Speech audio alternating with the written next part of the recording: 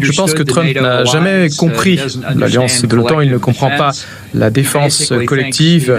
En gros, il pense que les États-Unis défendent l'Europe, que cela ne nous amène à rien et que l'Europe ne paye pas. Il ne voit pas que l'alliance dans son ensemble protège l'Occident et les États-Unis, que ça les rend plus forts.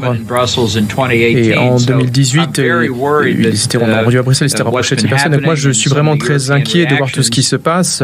Certaines des réactions européennes pourraient donner à Trump l'autorisation de se retirer, ce qui, à mon sens, serait une catastrophe pour l'Occident dans son ensemble.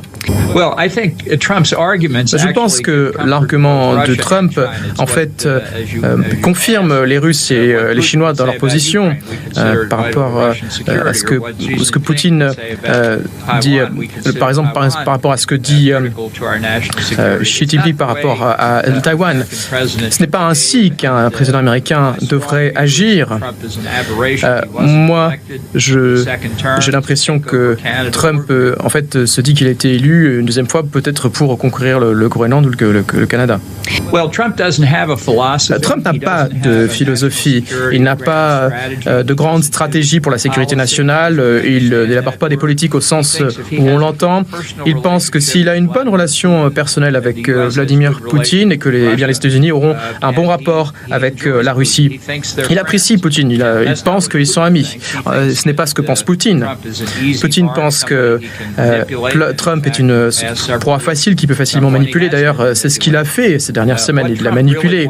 Ce que Trump veut véritablement, c'est d'obtenir le prix Nobel de la paix.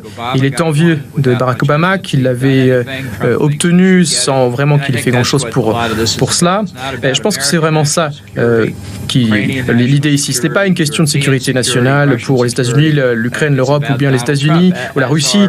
C'est simplement pour l'intérêt de Donald Trump. En tout cas, ce sont principalement les choses auxquelles il pense. Alors, il n'y a pas de preuve d'un conflit d'intérêts. Si je pensais avoir vu cela, éventuellement des preuves de compromission par les Russes, je pense que très clairement je m'en souviendrai. Je pense que ce qui se passe ici, c'est que ce n'est pas que Trump est devenu un agent conscient du Kremlin. Je pense qu'il remplit le rôle que Poutine veut lui attribuer, le rôle de l'idiot utile, quelqu'un qui va faire le travail du Kremlin sans même se rendre compte que c'est le cas.